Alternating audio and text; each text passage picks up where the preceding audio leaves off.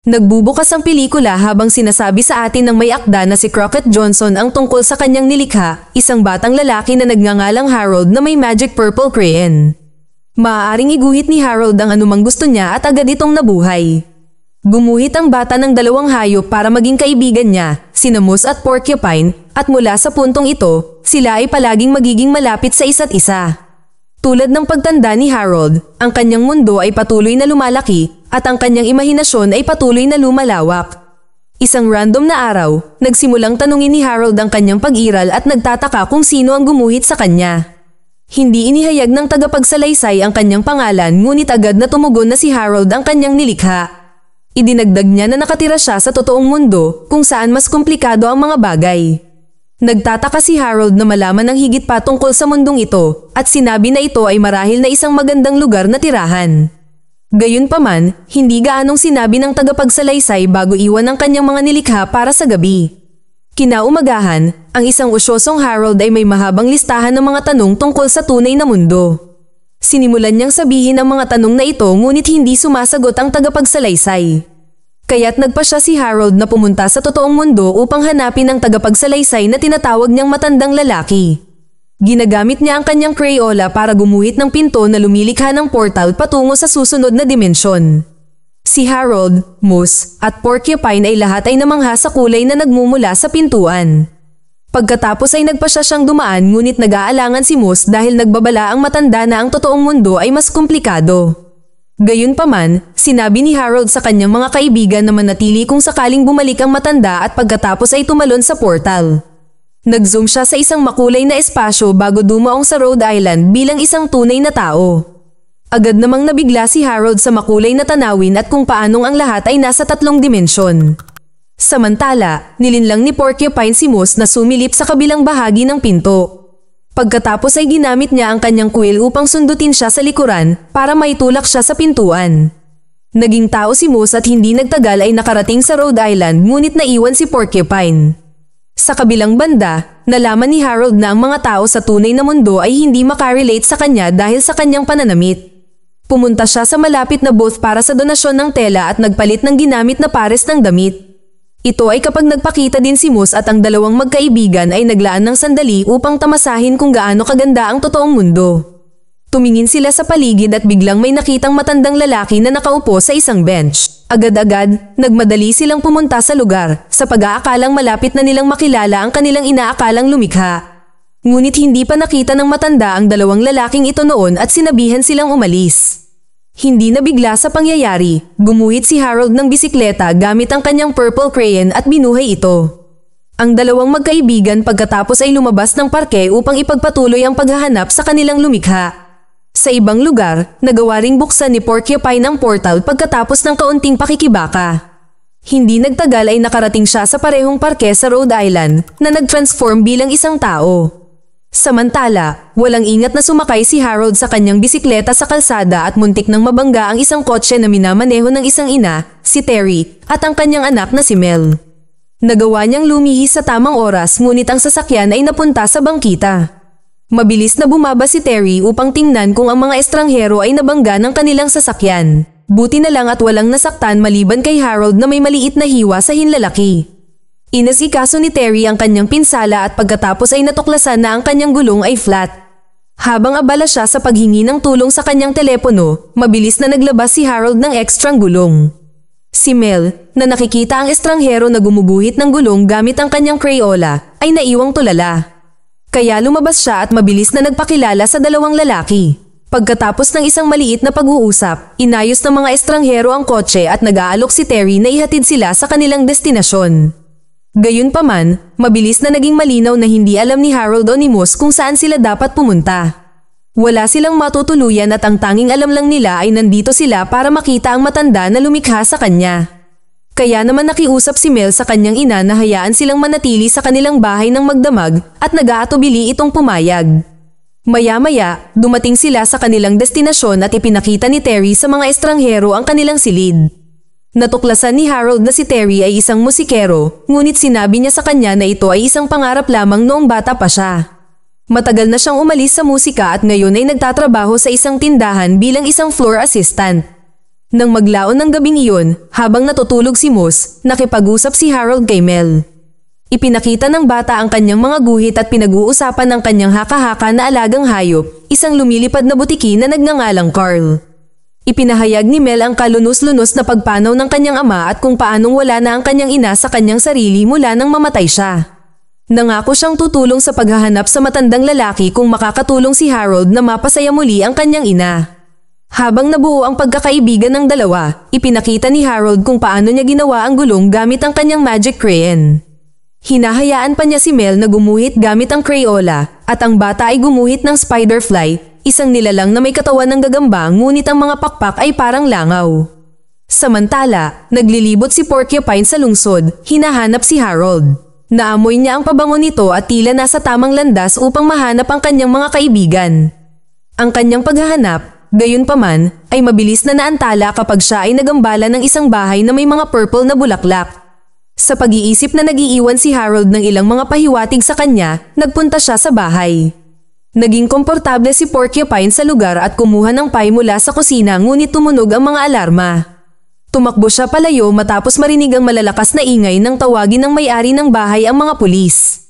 Kinaumagahan, hiniling ni Terry sa mga estranghero na umalis na itinuro na kailangan niyang pumasok sa trabaho. Agad namang pumayag si Harold at ibinigay ang kalahati ng kanyang magic crayon kay Mel bago umalis.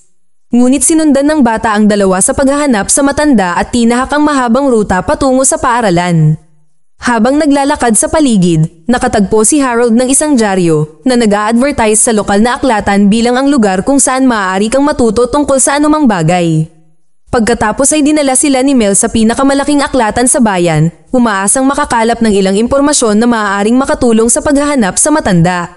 Pagkaraan ng ilang oras, sa wakas ay nakarating ang tatlo sa kanilang destinasyon kung saan nahanap nila si Gary Natwep, ang librarian, at isang bigong manunulat ng pantasya.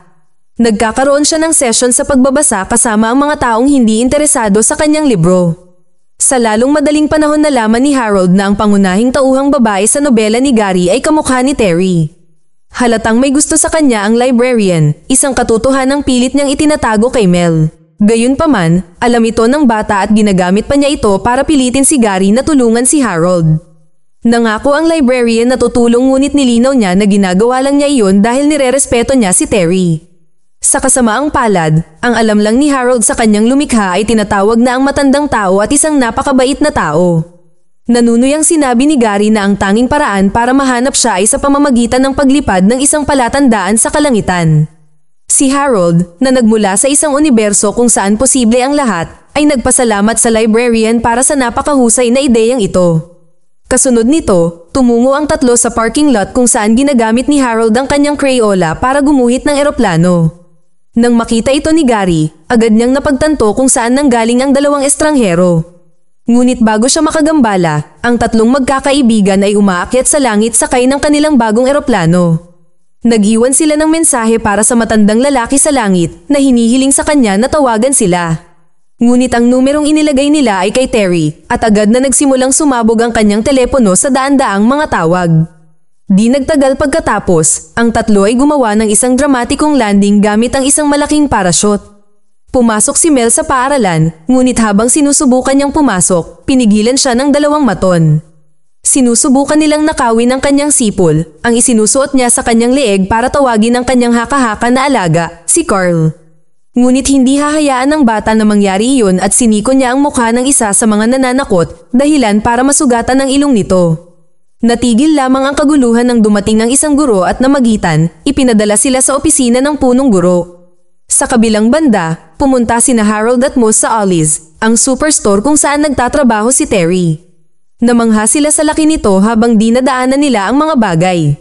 Ilang sandali pa, nakita ni Terry sina Harold at Moose na nag-e-enjoy sa massage chair sa retail store. Ipinahayag niya ang kanyang pagkairita dahil sa napakaraming matatandang lalaki ang tumatawag sa kanya. Sa sandaling iyon, si Terry ay nakatanggap ng isa pang tawag sa telepono, ngunit sa pagkakataong ito, mula ito sa punong guro ng paaralan na nagpaalam sa kanya na nagkaroon ng problema si Mel. Napagtanto na kailangang umalis kaagad ni Terry, nagboluntaryo sina Harold at Moose na punan siya. Ang mga bagay ay hindi naaayon sa plano bagaman, Dahil halos 6 na minuto sa retail na trabaho, sinimulan ni Harold at Moss ang pagtatanong sa konsepto ng pagtatrabaho. Samantala, sinusundo ni Terry si Mel mula sa paaralan at sinabi sa kanya na kailangan niyang bitawan si Carl at magsimulang makipagkaibigan. Sinisikap ng bata na ipakita sa kanya na kaibigan niya si Harold ngunit hindi gusto ng kanyang ina ang ideya. Natatakot siyang punuin ni Harold ang ulo ng kanyang anak ng mga magic conspiracies. Bumalik sa Ollie's, naabala si Moss sa malaking screen ng TV na kasalukuyang nagpe-play ng isang dokumentaryo ng kalikasan. Si Harold, sa kabilang banda, ay gumagamit ng kanyang magic crayon upang gumuhit ng isang buhay na puma, pagkatapos dumating ang isang customer na hinahanap ang brand ng sapatos. Ang buong tindahan ay napunta sa isang kaguluhan, maraming istante ang nahulog, may sunog na nangyayari at ang iba sa mga mamimili ay nasugatan. Nang kalaunan ay bumalik si Terry, siya ay tinanggal mula sa kanyang trabaho na nakakasira ng kaluluwa. Ngunit sa isang sorpresang twist, pumayag siyang hayaan ang 2 estranghero na manatili ng kaunti dahil masaya siya na sinira nila ang stupidong tindahan. Nang gabing iyon, lahat sila ay nagtungo sa downtown kung saan ipinahayag ni Terry na huminto siya sa pagtugtog ng musika pagkatapos ng pagkamatay ng kanyang asawa. Hinila ni Mel ang kanyang ina para sa ice cream at gamit ang pagkakataong ito, gumawa si Harold ng isang grand piano sa gitna mismo ng bayan.